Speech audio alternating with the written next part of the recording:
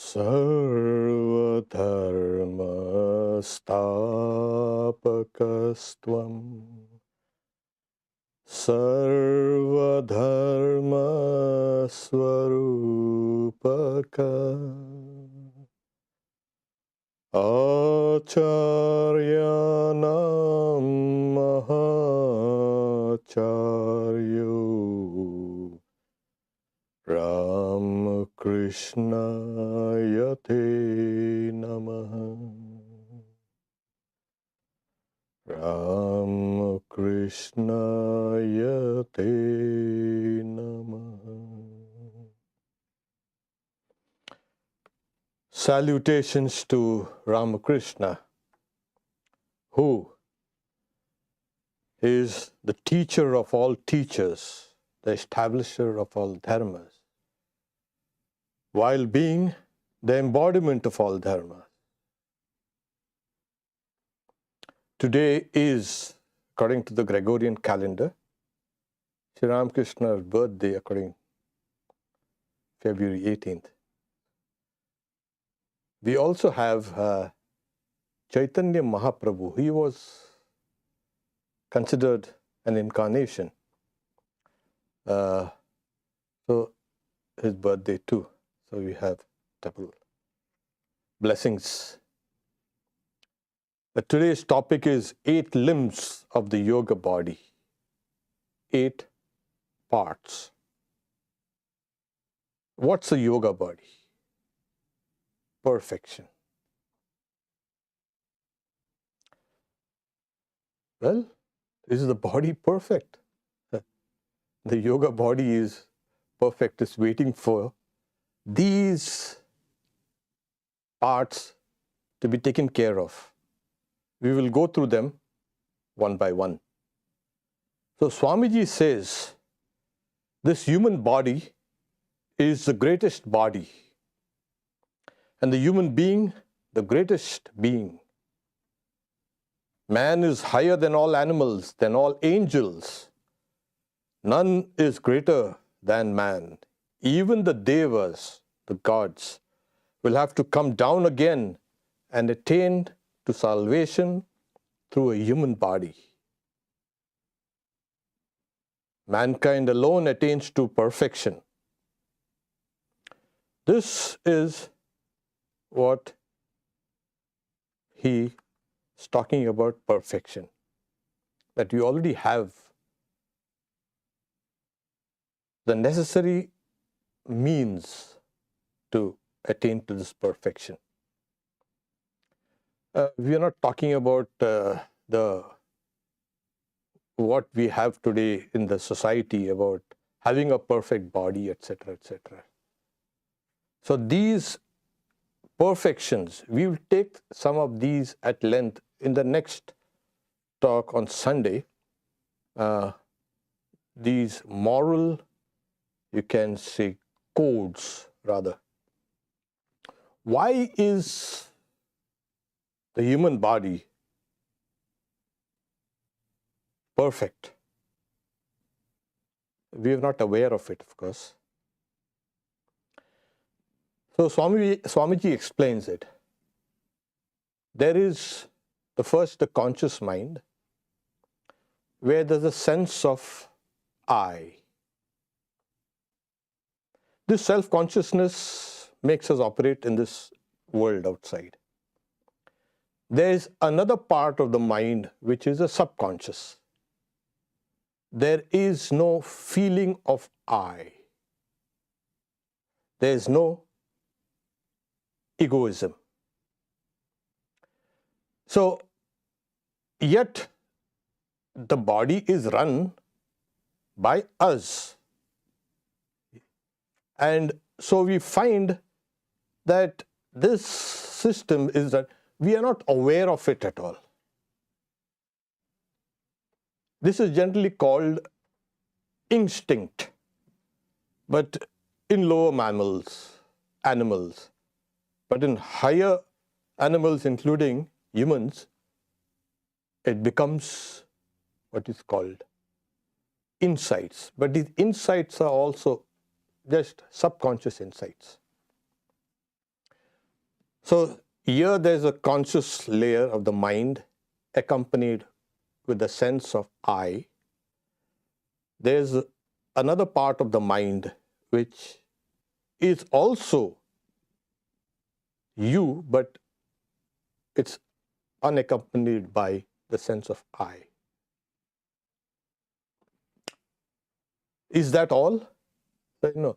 There is another part of the mind which is beyond this conscious mind. This conscious mind, this super or hyper conscious mind is also bereft of the sense of I. That's a funny thing. The sense of I is only here a thin film between two oceans.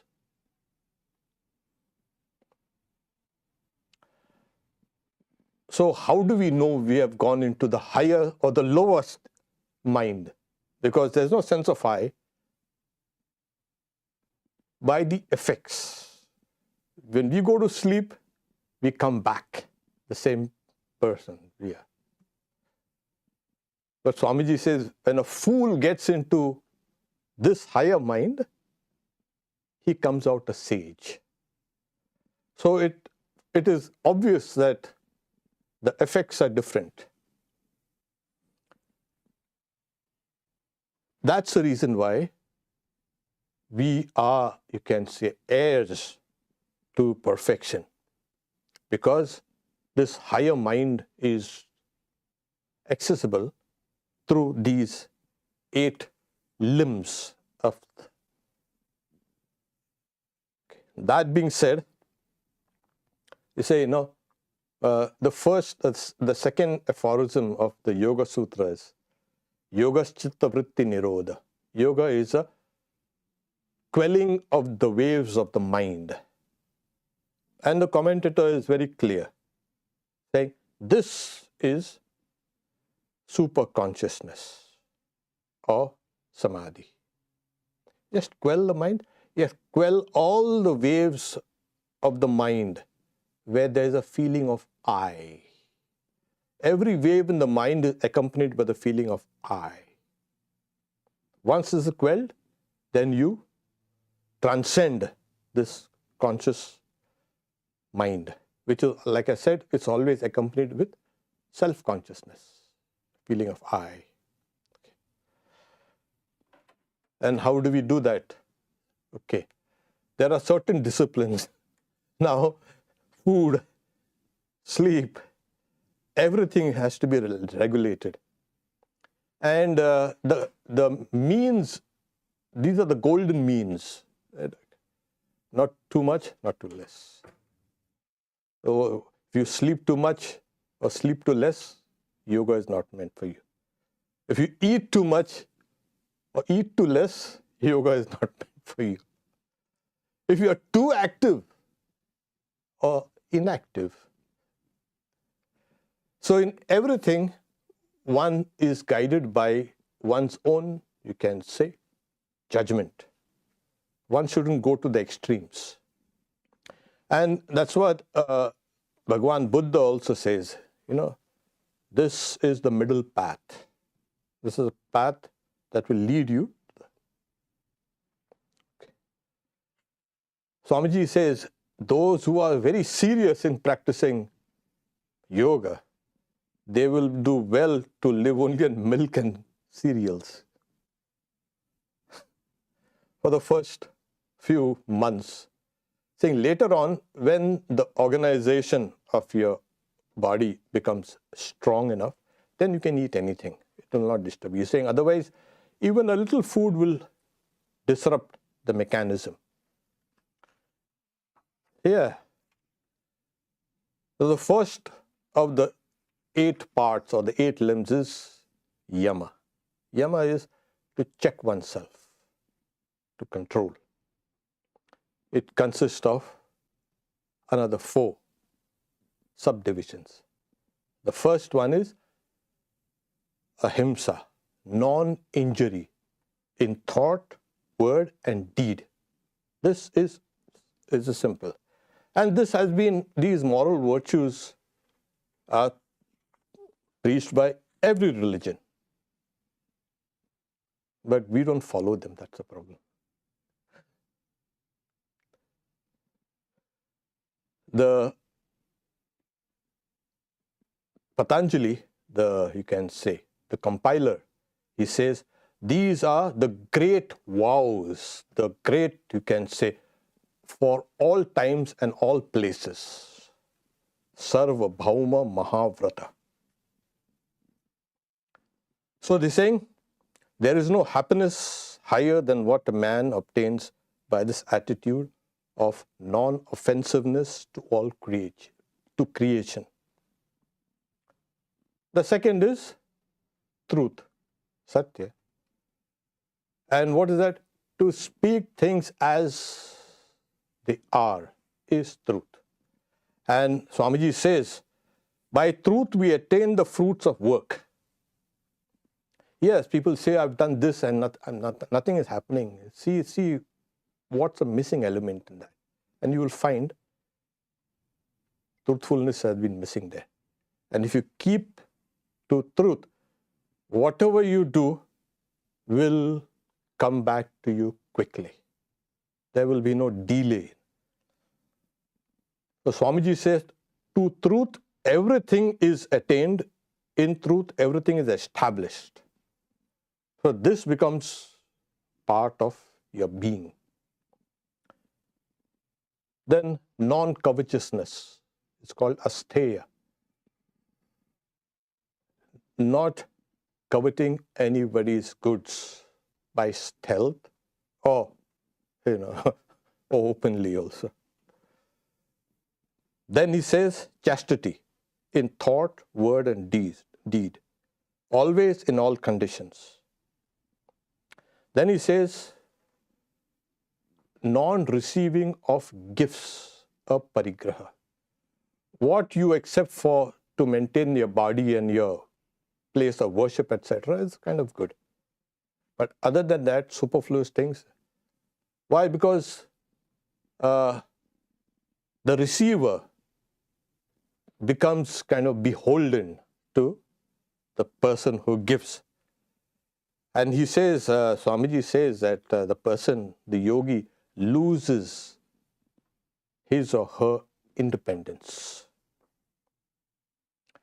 Okay, this is the first step. This is the first part. The second part is observances, niyama. And that is tapa, fasting. Or it's more like to be austere in everything. And when you're austere in everything, you see your needs go down and you build up a kind of a stamina. That's the reason why austerities are essential. Next is study, or it's translated study, but the commentators say that it is something like you've got to repeat or chant a mantra or a hymn or read something. And so there are three methods. One is the audible, the second is semi-audible, and third is the, you can say, mental. The mental, the silent, is the highest. And so even japa falls in this category. So when you're repeating a mantra, if you repeat it very silently, it becomes very powerful while thinking of the meaning.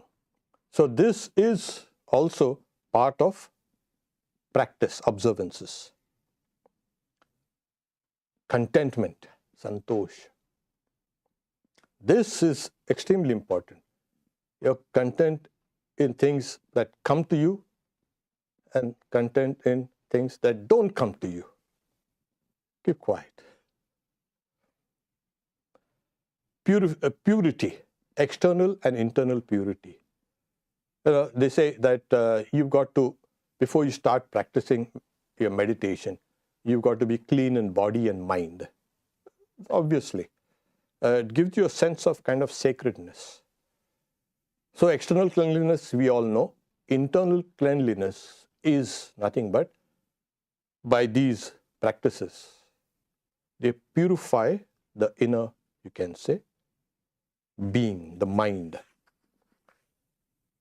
So this yama and niyama, Swamiji says, they are moral trainings. Without these as a basis, no practice of yoga will succeed. As these two become established, the yogi will begin to realize the fruits of their practice. So without these, yoga, you may practice, well, doesn't matter. But the fruits of this practice will not come to you.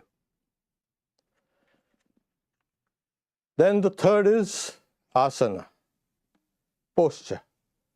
Now, we'll say, where's the yoga mat?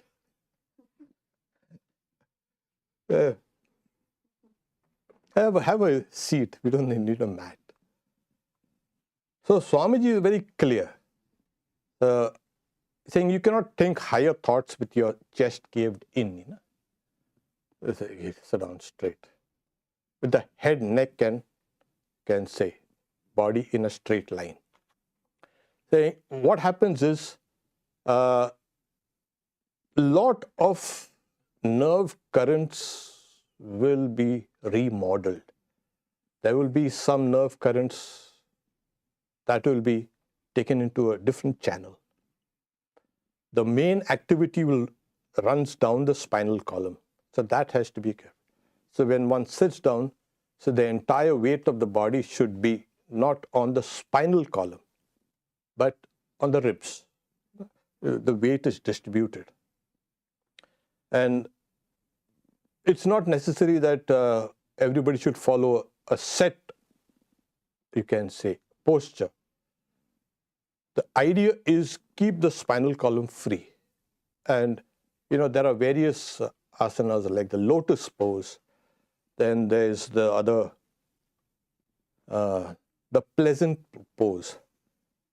So pleasant is just sit down quietly.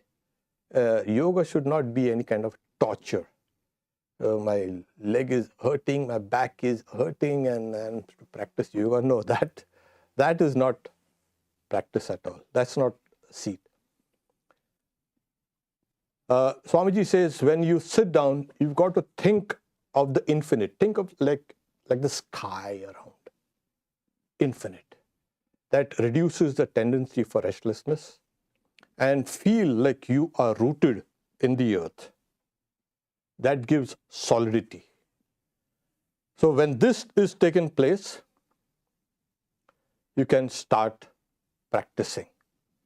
So it's very essential that a person should not be restless or should be moving about. Don't look about. The Bhagavad Gita says, don't look about here and there. Sit down quietly and gaze at the tip of your nose. So that is what is recommended. Place, well, any place which is beautiful, has a beautiful scenery. Any place where there are no wicked people. Yeah, because they are tanmatras, their mental vibrations or auras, they will disturb you. Don't sit too close to each other while practicing meditation. There should be at least 3 or 4 feet distance. And in the old days, don't practice where there are 4 roads meet. Yeah, for the yogis who were there in ancient India, where there's fire, there's ants, where there's sand, etc., etc. Keep away from this. Get into a cave or somewhere, or on the banks of a river where there is not much noise. And so these are the few, you can say, suggestions that, and of course, these ideal conditions will never be found anywhere. There will be always some complaint somewhere. The best way is to, Swamiji says, keep a corner of a room separate for your practice. So that attitude of going to practice in that particular place, that corner, will make that place holy. That's the reason why they say that there used to be deities and temples in the house, one corner or one room, meant exclusively to worship and meditate. Okay. And after sitting down, pray. Pray for knowledge and light. Don't pray for this and that. And then think of oneself as strong. One's body is strong. And also, there's a tremendous willpower there within me. You have to be able to arouse that willpower. Because yoga, on the final analysis, is nothing but willpower. It's a conscious subduing of yourself. So the willpower is important. One must be able to kind of arouse this willpower within. And we can see these things can be applied in every department of life. It's not only in this. So if you practice this, you can do it everywhere. I've known people who used to sit down the entire night without changing the position of their legs. Oh my God. Yeah, those were the days. So when you're feeling lazy or ill, don't practice. When you're depressed, don't practice. So these are the few pointers. Okay. The next is what we call pranayama. Prana is the vital forces that run your system, and ayama is to control the vital forces. Now control, yes, these vital forces in the body can be controlled. And how do we do that? By breath work. That's a nice translation of pranayama, breath work. But before people can do that, the nerves have to be purified. That's very important. People forget this part and then they go straight to the pranayama. And then sometimes your brain cells get burnt out and people go kind of insane also. It needs a teacher who can guide you through these. Like the lowest one starts with 12 seconds. It has 3 movements. Exhalation, inhalation, and retention. Rechaka, Kumbhaka, Puraka, and Kumbhaka. So these. At the 36th level, if you can do that, and they check, it should not be no loud noises, no snorting and this and that. A cotton wool is kept in front of it. Even the fibers should not wriggle or quiver. So gradual it has to be, the breath has to be taken in. So we make a lot of noise when we do that. The first is saying in the lowest ones of pranayama, we see that there is a quivering in the body. Second is there will be influx of bliss. The external signs are sweating. In the highest, where you can get 64 seconds, inhalation, long inhalation and exhalation, there is levitation. Oh, why? Because the udana, one of the vital forces which keeps you kind of light, buoyant. Do you notice when you're ill, you feel like heavy? That's the vital force, but that particular vital force is kind of subdued. So when it is awakened, so we don't want any of this kind of, we just want to attain perfection. And before we can get into, like I said, pranayama, there is something called purifications of the nerves. Nadi Shuddhi. This is extremely essential. Without it, like I said, there is always a danger of things going wrong. And as you know, you've practiced here also. Yeah, close the right nostril, inhale to the left, and immediately close the left nostril and exhale to the right. And then do it reverse. So keep on doing it, say, in the early morning, in the afternoon, in the evening, and at midnight. So if you keep on doing this for some months, what you will experience is you will hear your own subtle nerves within your body. Then you will know, yeah, now I'm ready for the pranayama. Because what happens is in the US, it has become kind of fashionable to practice pranayama. But then diet has to be taken care of. Extremely important.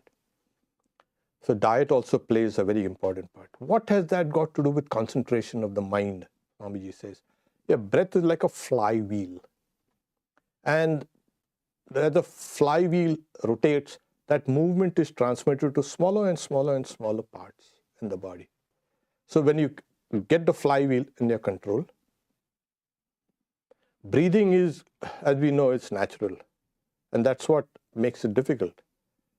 So that natural breathing has to be broken into three parts. That's why the infilling, the holding, and the exhalation. In the beginning, it is better not to retain the breath in the body.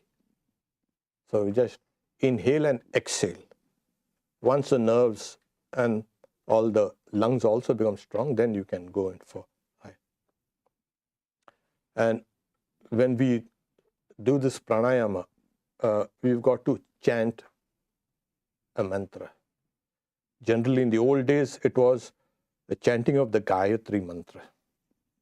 So that's a well-known mantra. Then we have pratyahara, that is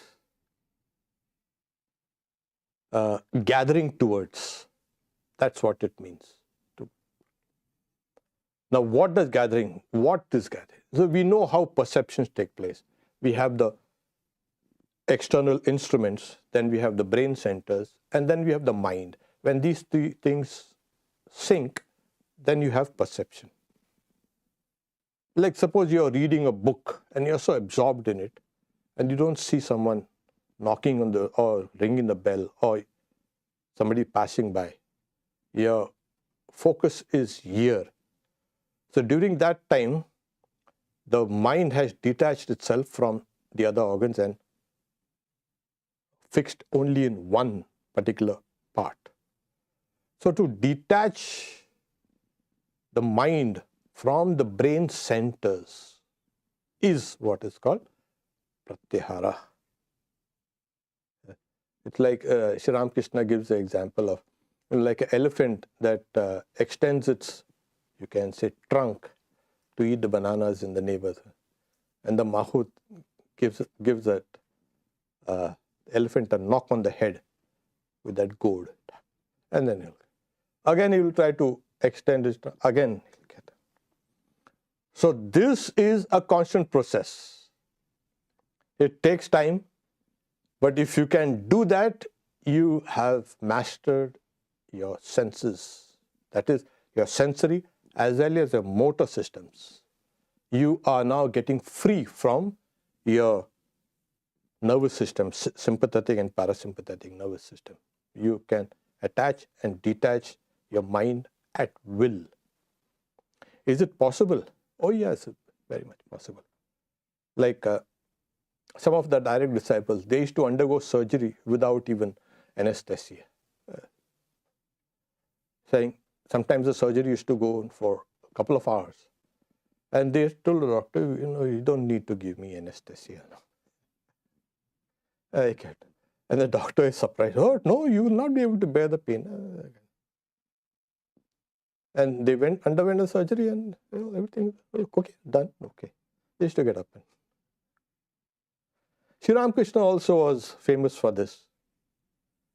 Once one disciple, Gopal, the elder Gopal, was cleaning the you can say, the wound, cancerous wound in the throat. And Sri Ramakrishna made a kind of, he made a sound that said, okay, it's painful. So Advaitananda is the name. So he said, no, I'm not going to clean that, it's hurting you. No, you go. Now, you do it now. Okay.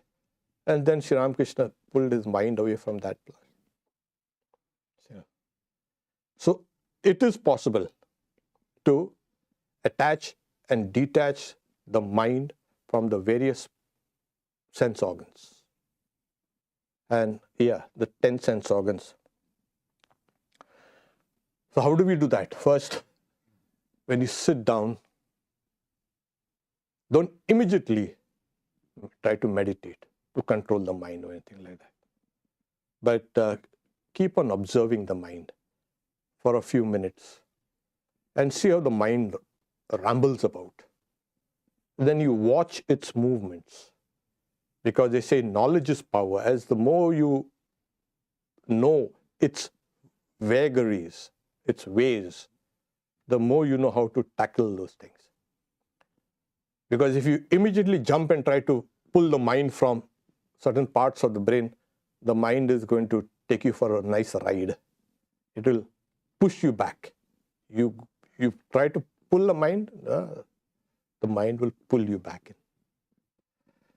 So let the mind bubble up and let it keep on bubbling. And then after some time, after a few months, then you will see the mind is settling down. Then we can begin to control the mind. That is attach and detach the mind at will. So this is pratyahara. This is Swamiji says, bringing them under control. The sense organs are acting outwards and coming in contact with external objects. Bringing them under control of the will is what is called pratyahara. So then you're saying, checking the outgoing tendencies of the mind. Checking, pulling them in and keeping them. So where do you keep them? That's the next part, which is called dharana. Dharana is concentration. Concentration, actually the word dharana is to hold it in one place. So where do you hold the mind? In certain parts of the body. Preferably in the heart, in the head, between the eyebrows. So anything that holds a mind there. So Swamiji says a good deal of activity goes on there. And the first thing that happens is, he says, that we find that there is a lot of, you can say, there are waves. When you fix your mind in one point, a peculiar series of waves are generated. And they become stronger and they quell all other waves in the mind. And the mind works in waves like everything else works in waves and keeps on. As if you can keep the mind fixed in that location, in that particular area. So here we have a little play of the imagination. Swamiji says, like, imagine a lotus in the heart. And within that lotus is light, effulgent light. Think of that light as the light of the soul. And keep your concentration held there. So as these waves rise and fall, in fact, all of us have this kind of movement of the mind. But only thing, we have plenty of movements of the mind. When the wave rises, falls, the same wave rises and falls. In our ordinary minds, one wave rises and it gives rise to a series of other waves. Because we remember one thing, and that remembrance will give us all the associated memories. And then you have, and you don't know where you're led. In the case of concentration, one wave rises and falls, and the same wave rises again and again falls, and the same wave rises again. If you can do that for 12 seconds, that is 1 unit of concentration. 12 seconds, yeah, no problem. Try it out.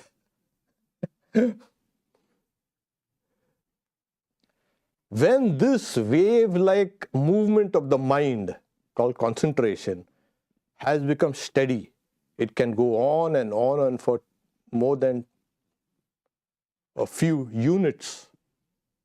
That is meditation. And meditation at that point becomes natural. The mind flows. So it's like, suppose we, in the old days, we used to see these cinemas on the screen. These are just still pictures flashed at a certain speed. But it gives us the illusion of a smooth movement. Here, all of these are just pixels and all coming together. The same thing happens in meditation. Suppose you are meditating on Sri Ramakrishna. At that Sri Ramakrishna, the wave will rise and fall. The same wave will rise and fall. And it is so fast. The fastest thing in the mind is these waves. In the world, the mind is the fastest thing.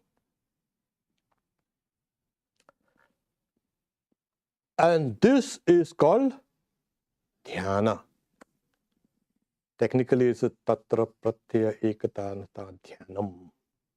So when one cognition rises, falls, other rises, falls, and a smooth flow has taken place. So you will not be conscious that you are in a state of meditation. Because at that point, all the energies have become kind of focused within, and the body has hardly any sensations. Swami Vivekananda, when he was young, he was sitting and meditating, and a snake crawled across his lap and went, and he was oblivious. So Sri Ramakrishna says, a bird will sit down on your head, you will be oblivious of it. And in that part, when there is, like I said, the influx of great bliss. When yogis, when they meditated, they reach that state, sometimes spontaneously tears roll down the corners of the eyes, not from here, the corners. In the case of even Sri Ramakrishna, we used to see his shirt completely drenched with its tears of joy. So what happens is, the joy is experienced inside, and it's a tremendous feeling. It's indescribable, it's like most things. How can you describe joy? But this joy comes and pulls you in. And that is what leads you deeper and deeper and deeper. You become oblivious of your own mind. You become oblivious of the body, of course, oblivious of the world also.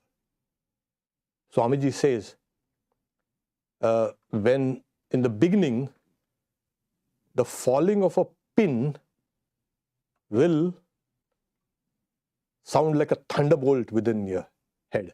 If there's slight, you can say, noise or anything around, so that everything becomes magnified. Okay. Then the last one is samadhi. When the mind is in that state of flow, not the ordinary flow I'm talking about. The mind has now held on to one object over and over again, and that object, suppose you're meditating on a deity.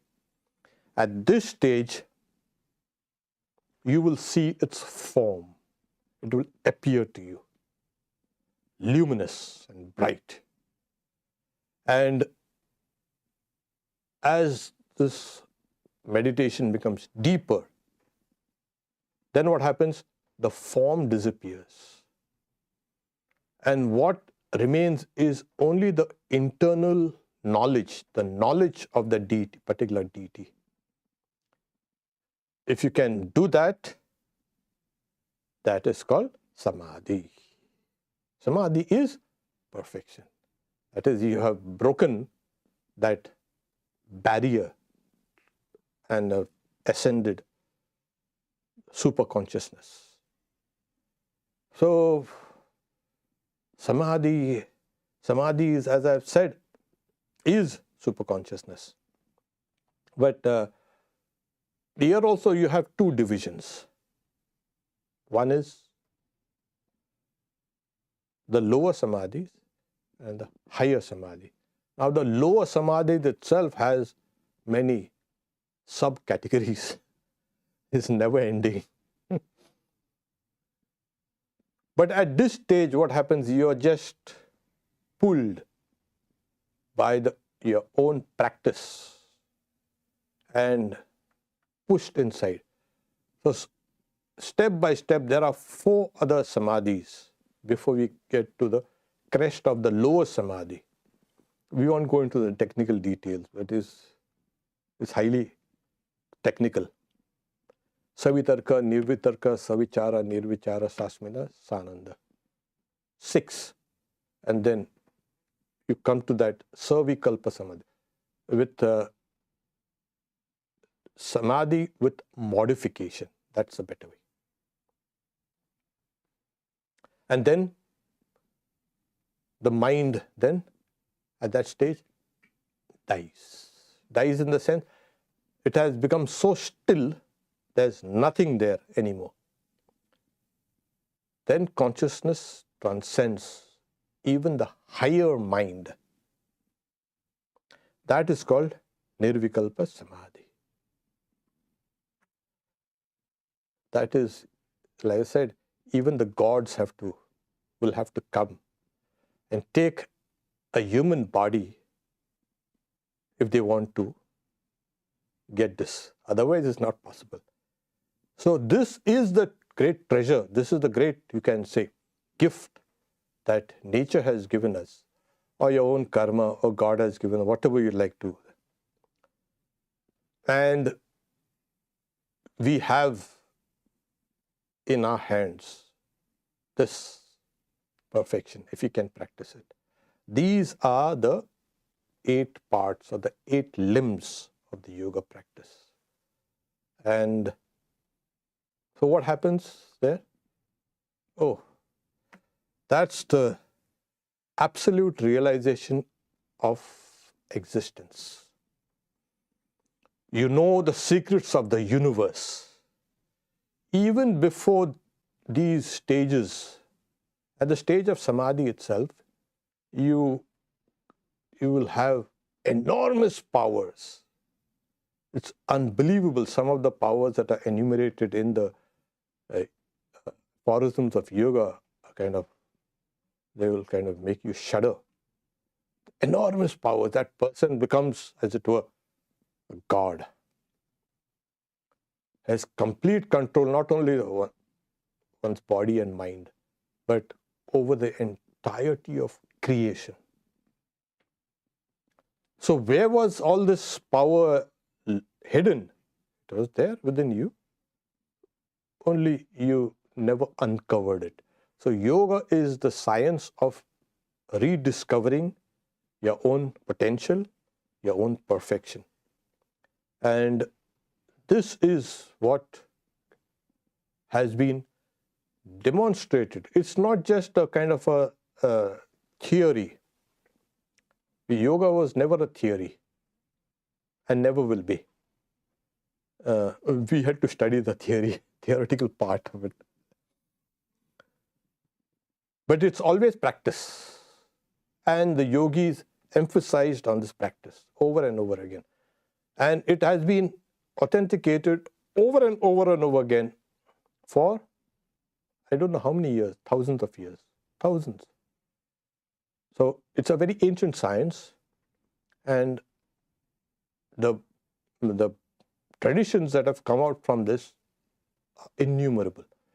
We know only a few of them, but there are innumerable ones. So each practitioner has a separate kind of practice, but they more or less resemble these 8 steps. Now, these, according to some commentators, these are kind of so tough, very difficult. Yeah, but once you have not even started practicing, but once you start practicing, then you won't find that very difficult. This is meant for the lowest class of aspirants. Oh my God. These guys had something to say. The first chapter of the Yoga Sutras is meant for the elite, those who had practiced yoga in their previous lives. Swami Abhedananda, one of the disciples of Sri Ramakrishna, so he came to Sri Ramakrishna and says, "Can you teach me yoga?" He looked at him. Sri Ramakrishna looked at him. "Yes, I'll teach you yoga. You were a yogi in your previous birth, and you have a little left for perfection." So he was that elite class, And imagine he lived here in the US for about 25 years. He lived and preached. What a blessing this country has. So the middling is Kriya Yoga. Swamiji says, work towards yoga, working towards yoga. So that is also another kind of second category. And the third is, but then if we start, then like I said, what do you get? The conquest, the entirety of nature. That's a great thing that, are we looking out for conquest? No, as I said, perfection. And this is why should we do it? Because subconsciously we are impelled towards this perfection.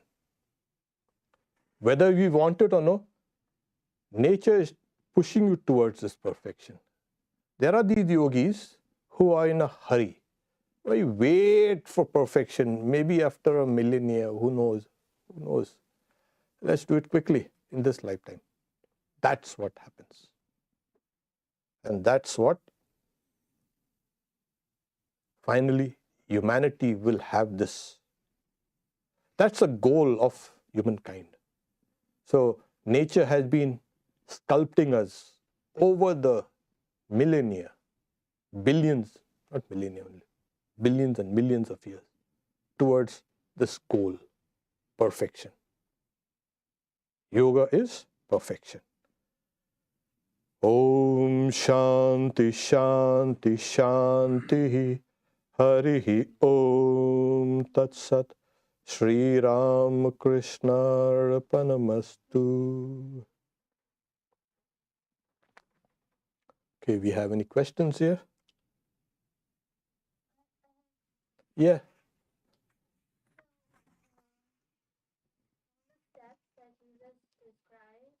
Yeah. Just get this. Yeah.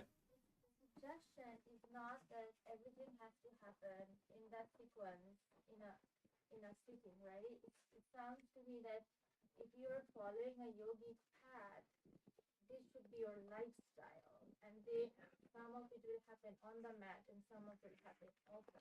Yes. Yes. It's a whole lifestyle change, and not only that, it's not. The question was whether it has to be done as a sequence. Do it all together, except the last three parts. The dharana, dhyana, and samadhi, those are very high states, but rest of the things can be practiced. The five other parts. The first, yama, niyama, asana, pranayama, pratyahara. So these can be practiced all together. So it's not I have to wait after I perfected yama, then I go to niyama. No. So these are like tentacles coming out of the yoga body. You can do all of these things together.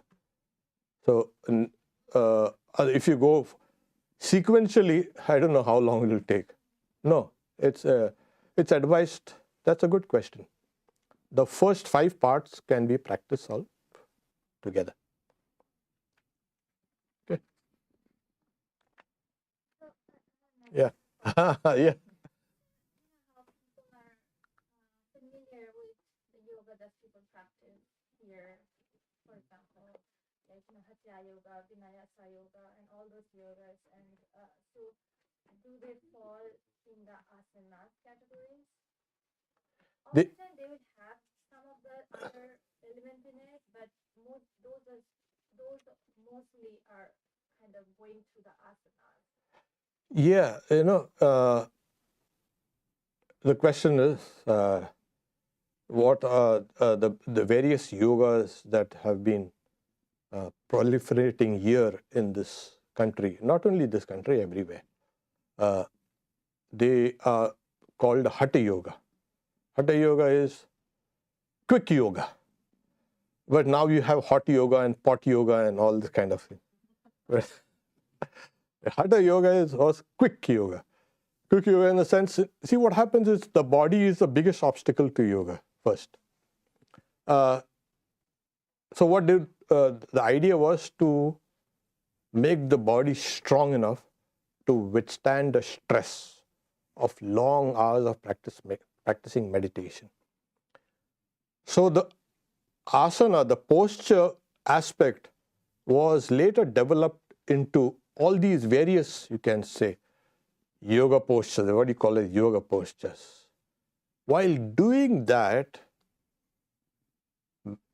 your attention should be on your own divinity, not on that particular, oh, my muscle have to be stretched a little more, my bones are not yet flexible, my joints are stiff. No. That is a, so it makes your body very strong. That then your pranayama also, everybody is preaching pranayama. That I would not recommend for anybody except those who live and practice it with a teacher who is well versed in that science. Otherwise, there's always a chance of things going wrong. Even in your physical yoga, if there is any problem, you might get some incurable disease. You've got to have somebody who's trained in those particular things. Okay, so yeah. You done? No, yeah. So, a question about the samadhis. It seems like the ultimate goal, is to be able to kind of stay established in that state or find that state kind of on demand, as it were. But it seems like when you kind of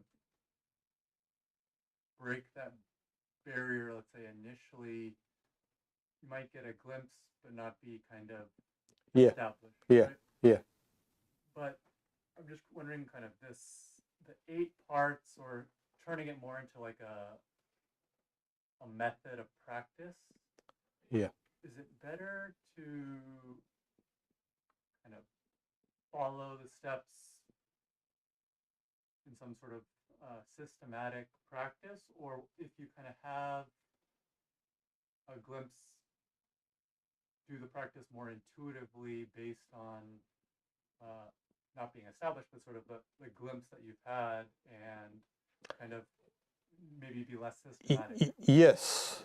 What happens is there are many people who get a glimpse of something, and like Sri Ramakrishna says, there are some people who are flowers first and fruits next, which is generally the case. There are some with fruits first and flowers next. Even after the glimpse, if you want to establish yourself in that, not just a glimpse, you're not satisfied, then you'll have to do some of these things. So my question is if you do you then follow it in more of an intuitive path that's more Yes. You follow it intuitively. You know, at this point I've got to do this, and at this point I've got to do this. So yes, at that level, what happens? See, the mind itself, they say, it becomes a guru. It becomes a teacher. Then at this stage, there is no need for an external teacher. And the mind starts teaching you, do this and do that. So here, you rely on your own intuition. Whether you want to do this particular thing or this particular thing, it will come to you. Only thing you must understand, even that intuition, if it happens once, it has to happen second time, and then it has to happen the third time. What we are seeing is a pattern should be established in the mind about these glimpses. And if you can do that, if the mind understands that falls into the pattern, then it's okay, this is a kind of authentic experience, and yes, or authentic, you can say, intuition about leading me. Because the mind, at like the Bhagavad Gita also says, the mind is one's friend, and the mind is one's own enemy. But till the mind has become one's friend, before that, the mind is leading you astray. So it will try to kind of deceive you. Oh, you had that glimpse. Oh, fantastic, good. And then you'll find you're going to recapitulate it, and it's not happening. It's not happening. And like I said, once you're rising higher than that level of their conscious mind, things start happening.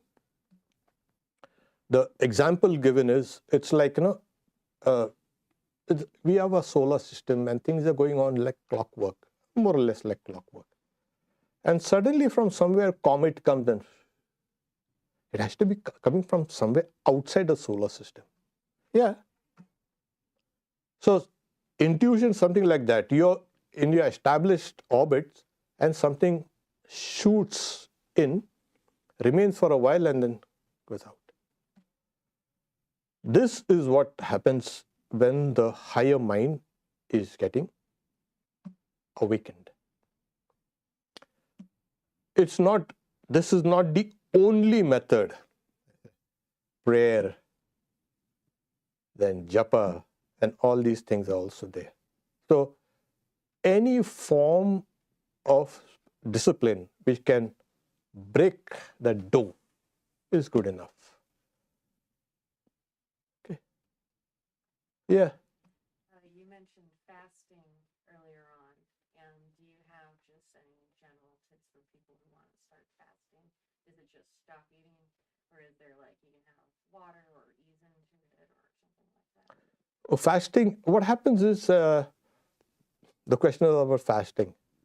Well, you can start with intermittent fasting. There is something called fasting also is very curative. People get frightened. Fasting is torture. No, no. It's very curative. And this has been found all over in all cultures. And now they call it something like autophagy, that the body starts cleaning itself. And so, as I mentioned, one has to follow the golden rule. Not too much, not too less. At times, you can fast for a day or two. What the idea is not just fasting for a day or two. It's developing your willpower. You are trying to, some part of you, let's go out for something. Let's go, hand is reaching for the cookie. And then you pull yourself. No! It's developing a willpower. So, anything. I've heard of, people who, I've seen also, keep on standing. And they've been standing for not days or months, but years. And till their legs have become swollen, blue, black, and they cannot sit anymore. But if you see their eyes, they're swimming in kind of joy. Oh, so that pain itself was a kind of a spur for their willpower. I'm not going to sit down. Imagine like that, I'm not going to sit down.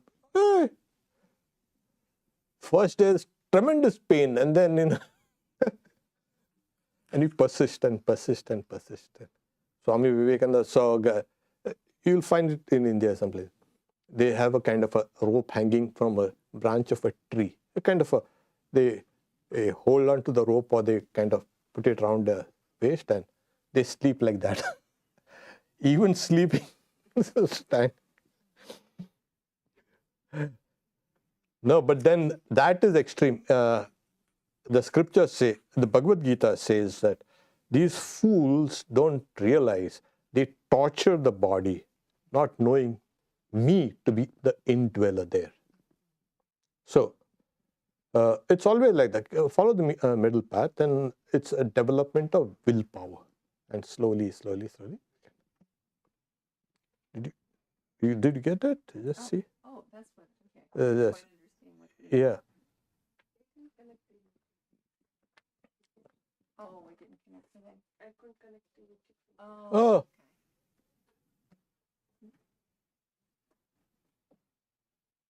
Well, there will be questions there. It didn't? Well.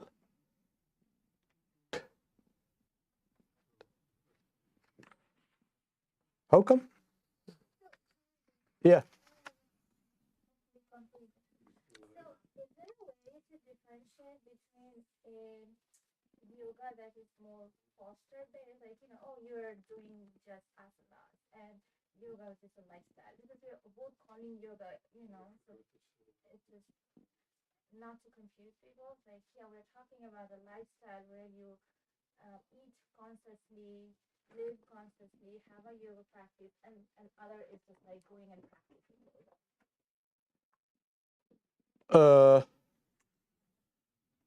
You see, what happens is under the nomenclature of yoga, things are happening. It's like, once you are, you can say, oriented towards yoga, everything else falls around that central, you can say, your desire to attain that. Everything else falls into around that. So that's why they say that have the desire to become perfect, or have the desire for freedom, or for a higher life, and everything else will kind of go. What about work, etc., etc.? Yes, you can work like a yogi. No, in this age, We don't need to become recluses, cutting ourselves away from society. And no. This is, like Sri Ramakrishna said, one should be a hidden yogi. What happens is, contrary to all the medical advice, 6 to 8 hours of sleep and this and that, and for ordinary people. Once you start practicing yoga, like I said, even if you start practicing the asana, the various nerves, currents, and etc. some will be deflected, some will be put in a new channel. Your body is being remodeled. You will not need so much of sleep. Raja Maharaj Swami Brahmananda says, anybody who sleeps for more than 4 hours, if you sleep for more than 4 hours, it's a disease. My God. Look at that. Swamiji used to meditate 23 out of the 24 hours. Sometimes he's saying, I used to meditate 24 hours. How is that possible? What about eating and what about sleeping and everything is over. So, you can do that, but do it in a kind of small way. Have the desire for perfection or for liberation, whatever, or worship of God, and everything else will. So when you're working, suppose you're in the office and doing things, then you can use your powers of concentration there. And then the powers of detachment also, when pratyahara, you pull yourself. So yoga is not, you can say, opposed to any form of lifestyle. You can add yoga to every activity of yours. So like I said, it has to become natural. And if you can do that, they say, live on it, eat on it, sleep on it, dream on it. That's the idea. And then it will become manifest. So we always have thoughts running in our mind when we are working or doing something. Well, that also, you can have thoughts of yoga here. And that will take us to that perfection. The idea is, do it slowly. I mean, there's no tearing hurry. Let's do it immediately. So you need also patience.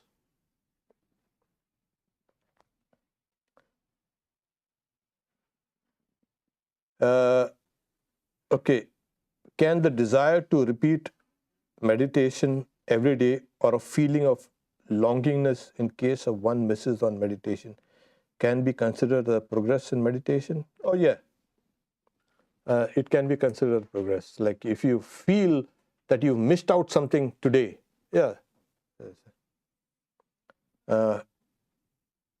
why did Holy Mother warn against overly practicing Hatha Yoga and breathing exercises? Should we infer that physical is suitable for some but not for others? On what basis? Pranayama and some of these things are psychic in nature. What we are doing is, let's put it like that. Your material, your physical energies are being transmuted into subtle psychic energies.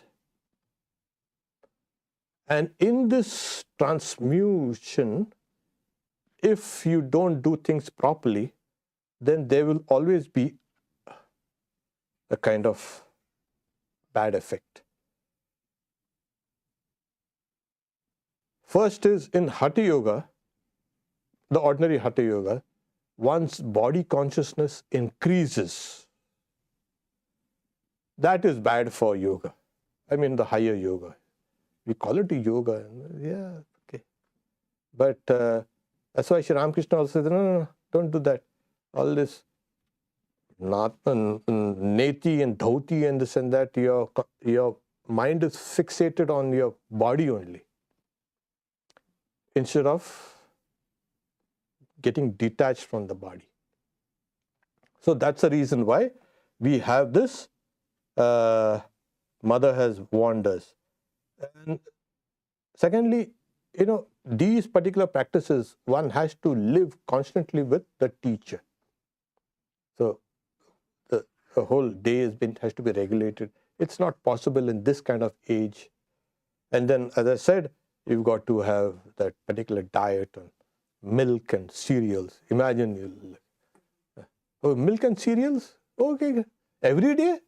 Morning, afternoon, evening? Yes. You'll get sick of it. So, that much, yeah. Next Sunday, I'll be giving the moral perfections of these very things, of this yama and niyama. And they are, I remember when I read it when I was very young, I was like, what? Is this possible? Like, the possibilities of yoga are immense. So I'll be dwelling on that, the moral perfections of the yoga philosophy. We also have on Saturday Karma Yoga at the retreat. Today we have Ram Naam. So, welcome. And Wednesday and Fridays evenings we have our regular study classes, study groups. Om Shanti Shanti Shanti Hari Om Tat Sat Shri Ram Krishna Arpanamastu.